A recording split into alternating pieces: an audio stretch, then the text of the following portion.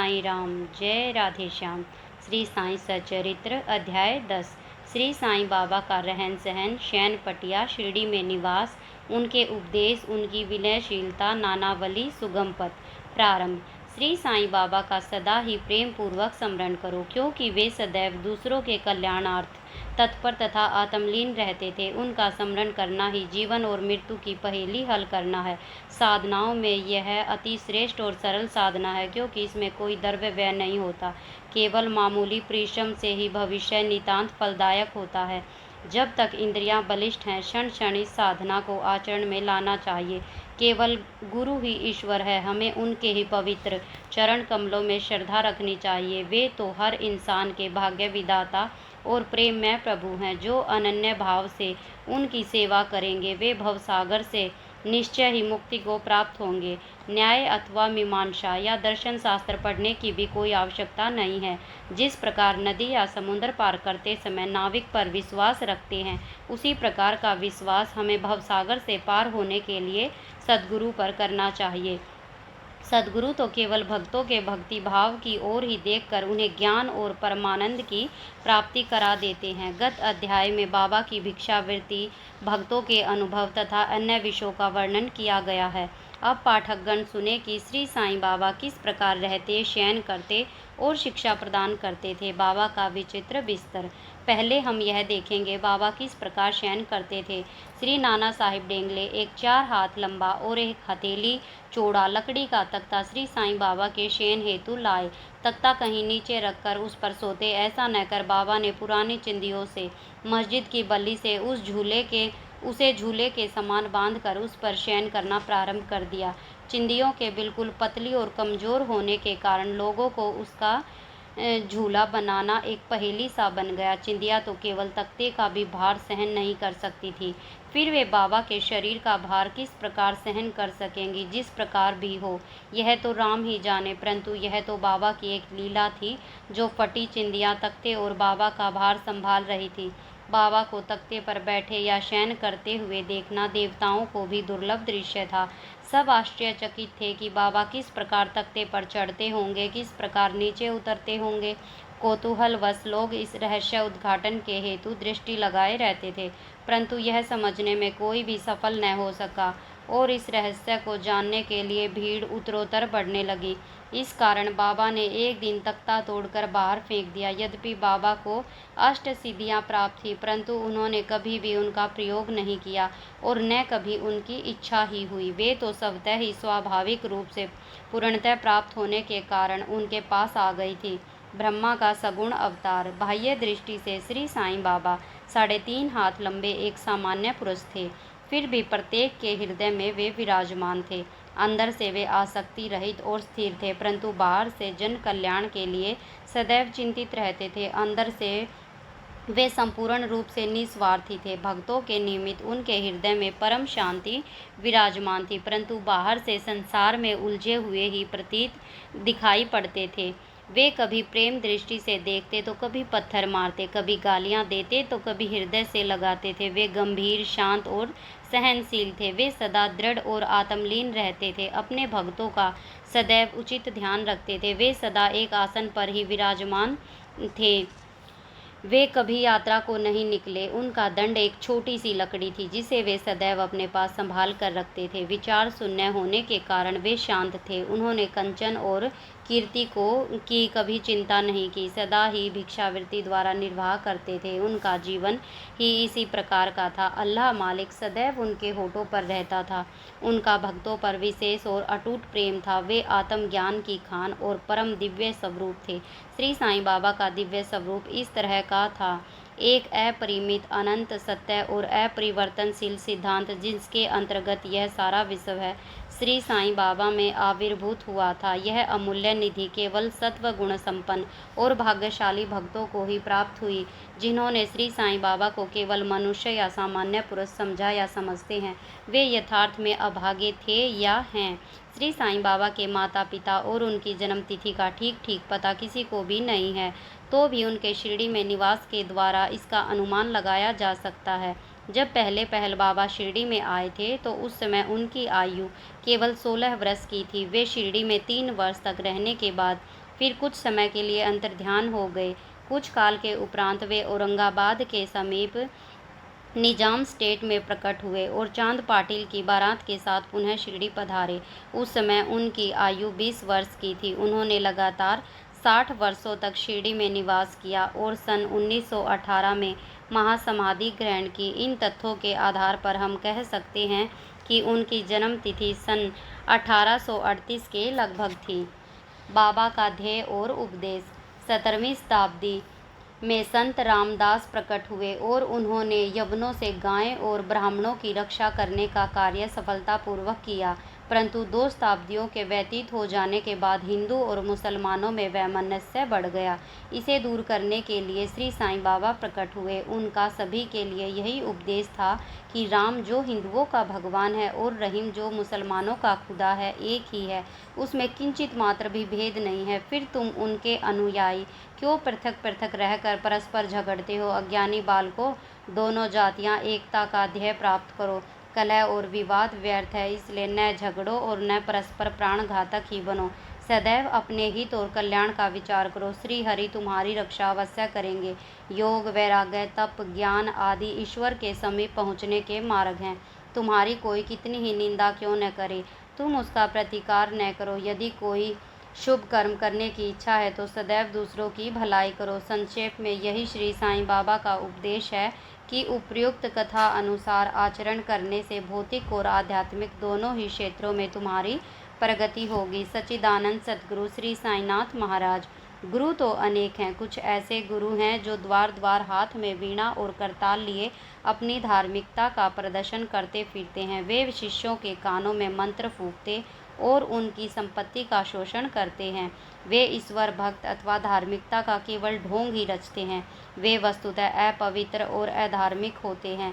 श्री साईं बाबा ने धार्मिक निष्ठा प्रदर्शित करने का विचार भी कभी मन में नहीं किया। दैहिक बुद्धि उन्हें किंचित मात्र भी छू न गई थी, परंतु उनमें भक्तों के लिए असीम प्रेम था। गुरु 2 प्रकार के होते हैं, निहित और अनिहित। अनिहित गुरु के आदेशों से अपने में उत्तम गुणों का विकास होता है और चित्त की शुद्धि होकर विवेक की वृद्धि होती है। वे भक्ति पथ पर लगा देते हैं, परंतु निहित गुरु की संगति मात्र से द्वैत बुद्धि का ह्रास शीघ्र हो जाता है। गुरु और भी अनेक प्रकार के हैं जो भिन्न भिन्न प्रकार की सांसारिक शिक्षाएं प्रदान करते हैं। यथार्थ में जो हमें आत्मस्थित बनाकर इस भवसागर से पार उतार दे, वही सद्गुरु है। श्री साईं बाबा उसी कोटि के सद्गुरु थे। उनकी महानता अवर्णनीय है। जो भक्त बाबा के दर्शनार्थ आते, उनसे प्रसन्न करने के पूर्व ही बाबा उनके समस्त जीवन की त्रिकालिक घटनाओं का पूरा पूरा विवरण कह देते थे। वे कभी संशयग्रस्त नहीं हुए। देहधारी होकर भी उन्हें देह की किंचित मात्र आसक्ति न थी। देह तो उनके लिए केवल एक आवरण मात्र था। यथार्थ में तो वे नित्य मुक्त थे। वे शिरडीवासी धन्य हैं जिन्होंने श्री साईं बाबा की ईश्वर रूप में उपासना की। सोते जागते, खाते पीते, वाड़े या खेत अथवा घर में अन्य कार्य करते हुए भी वे लोग सदैव उनका स्मरण और गुणगान करते थे। साईं बाबा को ईश्वर मानते थे। शिरडी की नारियों के प्रेम की माधुरी का तो कहना ही क्या, वे बिल्कुल भोली भाली थी। उनका पवित्र प्रेम उन्हें ग्रामीण भाषा में भजन रचने की सदैव प्रेरणा देता रहता था। यद्यपि वे शिक्षित न थी, तो भी उनके सरल भजनों में वास्तविक काव्य की झलक थी। यह कोई विद्वता न थी, वरन उनका सच्चा प्रेम ही इस प्रकार की कविता का प्रेरक था। कविता तो सच्चे प्रेम का प्रगट स्वरूप ही है, जिसमें चतुर श्रोतागण ही यथार्थ दर्शन या रसिकता का अनुभव करते हैं। बाबा की विनयशीलता। ऐसा कहते हैं कि भगवान में 6 प्रकार के विशेष गुण होते हैं, यथा कीर्ति, श्री, वैराग्य, ज्ञान, ऐश्वर्य और उदारता। श्री साईं बाबा में भी ये सब गुण विद्यमान थे। उन्होंने भक्तों की इच्छा पूर्ति के निमित्त ही सगुण अवतार धारण किया था। उनकी कृपा बड़ी ही विचित्र थी। भक्तों के हेतु वे अपने श्रीमुख से ऐसे वचन कहते जिसका वर्णन करने का सरस्वती भी साहस न कर सकती। उनमें से यहाँ एक रोचक नमूना दिया जाता है। बाबा अति विनम्रता से इस प्रकार बोलते, दासानुदास मैं तुम्हारा ऋणी हूँ। कैसी विनम्रता है! यद्यपि बाह्य दृष्टि से बाबा विषय पदार्थों का उपभोग करते हुए प्रतीत होते थे, परंतु उन्हें किंचित मात्र भी उनकी गंध न थी और न ही उनके उपभोग का ज्ञान था। वे खाते अवश्य थे, परंतु उनकी जीवा को कोई स्वाद न था। वे नेत्रों से देखते थे, परंतु उस दृश्य में उनकी कोई रुचि न थी। काम के संबंध में वे हनुमान सदृश अखंड ब्रह्मचारी थे। उन्हें किसी पदार्थ में आसक्ति न थी। वे शुद्ध चैतन्य स्वरूप थे, जहाँ समस्त इच्छाएं, अहंकार और अन्य चेष्टाएं विश्राम पाती थी। संक्षेप में वे निस्वार्थ, मुक्त और पूर्ण ब्रह्मा थे। इस कथन को समझने के हेतु एक रोचक कथा का उदाहरण यहाँ दिया जाता है। नानावली। शिरडी में नानावली नाम का एक विचित्र और अनोखा व्यक्ति था। वह बाबा के सब कार्यों की देखभाल किया करता था। एक समय जब बाबा गादी पर विराजमान थे, वह उनके पास पहुंचा। वह स्वयं ही गादी पर बैठना चाहता था, इसलिए उसने बाबा को वहां से हटने को कहा। बाबा ने तुरंत गादी छोड़ दी। तब नानावली वहां विराजमान हो गया। थोड़े समय वहां बैठकर वह उठा और बाबा को अपना स्थान ग्रहण करने को कहा। बाबा पुनः आसन पर बैठ गए। यह देखकर नानावली उनके चरणों पर गिर पड़ा। इस प्रकार अनायास ही आज्ञा दिए जाने और वहां से उठाए जाने के कारण बाबा में किंचित मात्र भी अप्रसन्नता की झलक न थी। सुगम पथ, संतों की कथाओं का श्रवण करना, उनका समागम। यद्यपि बाह्य दृष्टि से श्री साईं बाबा का आचरण सामान्य पुरुषों के सदृश ही था, परंतु उनके कार्यों से उनकी असाधारण बुद्धिमत्ता और चतुराई स्पष्ट ही प्रतीत होती थी। उनके समस्त कर्म भक्तों की भलाई के निमित्त ही होते थे। उन्होंने कभी भी अपने भक्तों को किसी आसन या प्राणायाम के नियमों अथवा किसी उपासना का आदेश कभी नहीं दिया, न उनके कानों में कोई मंत्र ही फूका। उनका तो सभी के लिए यही कहना था कि चातुर्य त्याग कर सदैव साईं साईं स्मरण करो। इस प्रकार आचरण करने से समस्त बंधन छूट जाएंगे और तुम्हें मुक्ति प्राप्त हो जाएगी। मन का कार्य विचार करना है। बिना विचार किए वह एक क्षण भी नहीं रह सकता। यदि तुम उसे किसी विषय में लगा दोगे तो वह उसी का चिंतन करने लगेगा, और यदि उसे गुरु को अर्पण कर दोगे तो वह गुरु के संबंध में ही चिंतन करता रहेगा। आप लोग बहुत ध्यानपूर्वक साईं की महानता और श्रेष्ठता श्रवण कर चुके हैं। ये कथाएं सांसारिक भय को निर्मूल कर आध्यात्मिक पथ पर आरूढ़ करती हैं। इसीलिए इन कथाओं का हमेशा श्रवण और मनन करो, आचरण में भी लाओ। सांसारिक कार्यों में लगे रहने पर भी अपना चित्त साईं और उनकी कथाओं में लगाए रहो, तब तो यह निश्चित है कि वे कृपा अवश्य करेंगे। यह कार्य अति सरल होने पर भी क्या कारण है कि सब कोई उसका अवलंबन नहीं करते? कारण केवल यह है कि ईश कृपा के अभाववश लोगों में संत कथाएं श्रवण करने की रुचि उत्पन्न नहीं होती। ईश्वर की कृपा से ही प्रत्येक कार्य सुचारू एवं सुंदर ढंग से चलता है। संतों की कथा का श्रवण ही संत समागम सदृश है। संत सानिध्य का महत्व अति महान है। उसमें दैहिक बुद्धि, अहंकार और जन्म मृत्यु के चक्र से मुक्ति हो जाती है। हृदय की समस्त ग्रंथियां खुल जाती हैं और ईश्वर से मिलन हो जाता है, जो चैतन्य घन स्वरूप है। विषयों से निश्चय ही विरक्ति बढ़ती है और दुखों और सुखों में स्थिर रहने की शक्ति प्राप्त हो जाती है और आध्यात्मिक उन्नति सुलभ हो जाती है। यदि तुम कोई साधन जैसे नाम स्मरण, पूजन या भक्ति इत्यादि नहीं करते, परंतु अनन्य भाव से केवल संतों के ही शरणागत हो जाओ, तो वे तुम्हें आसानी से भवसागर के पार उतार देंगे। इसी कार्य के निमित्त ही संत विश्व में प्रकट होते हैं।